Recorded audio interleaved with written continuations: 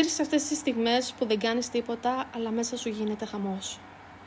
Είναι περίεργο. Έχω χρόνο, έχω χώρο, έχω τα πάντα. Κι όμως δεν έχω ιδέα τι να δημιουργήσω. Και αρχίζω να αναρωτιέμαι αν τελικά η έμπνευση χάνεται ή αν απλά κουράστηκα να τη νιώθω. Και βγαίνω έξω.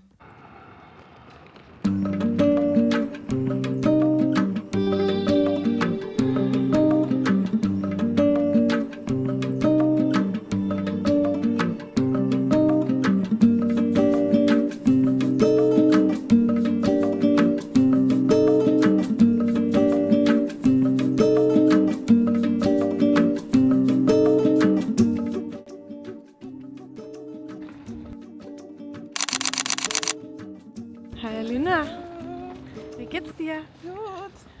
Mir ist kalt, aber ich bin glücklich, Warum bist du glücklich?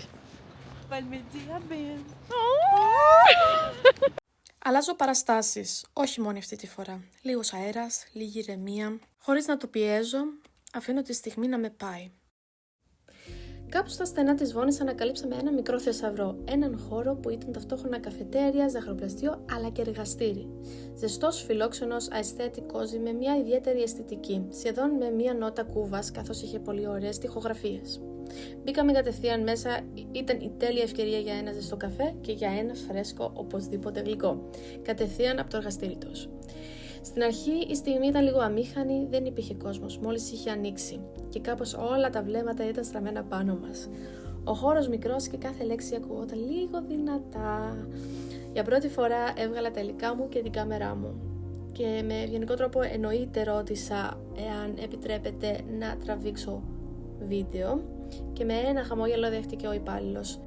Έδειχναν χαρούμενοι, σαν να καταλαβαίναν ακριβώς τι κάνουμε προφανώς εφόσον βγάλαμε όλα τα υλικά στο τραπέζι. Άπλωσα τα υλικά, ήπια το καφέ μου, δοκίμασα το γλυκό, ήταν υπέροχο και έτσι αρχίσαμε να μιλάμε με τη φίλη μου για την καθημερινότητά μας, για όσα περνάμε, για τα προβλήματά μας, αλλά και για όλα όσα δεν είναι πρόβλημα.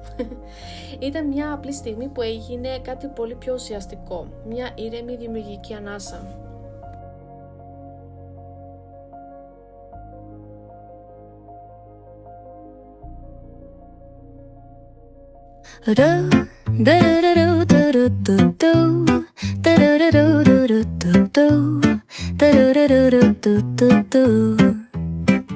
The sun is shining bright like a colorful aurora.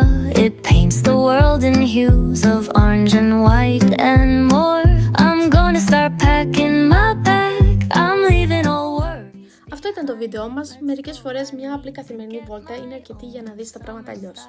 Εκεί που νιώθεις ότι σου λείπει η έμπνευση, μπορεί να τη βρεις στις πιο απλές στιγμές. Ακόμα και μια βόλτα με φίλους που έχεις καιρό να δεις μπορεί να γίνει κάτι πολύ απλό και ουσιαστικό. Αν σου άρεσε το βίντεο, κάνε like, subscribe στο κανάλι μου και ακολούθησέ με στα social. Έχω ανοίξει ένα καινούριο Patreon, όπου θα ανέβουν οι δουλειές μου και θα χαρώ πάρα πολύ να με στηρίξετε. Και κάτι τελευταίο, βγες έξω, θες, ζήσε, δημιούργησε και η έμπνευση θα σε βρει. Να είστε καλά!